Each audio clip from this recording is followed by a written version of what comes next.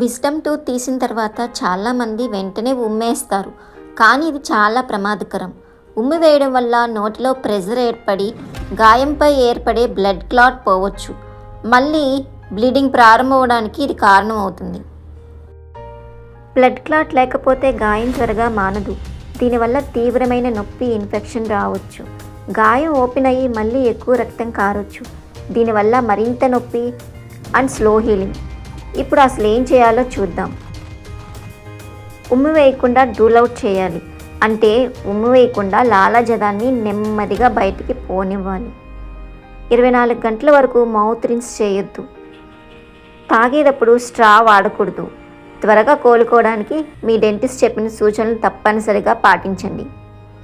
ఈ వీడియో మీకు ఉపయోగకరంగా అనిపిస్తే లైక్ అండ్ షేర్ చేయండి. మరిన్ని హెల్త్ టిప్స్ కోసం మా ఛానల్ని సబ్స్క్రైబ్ చేయండి. Thank you.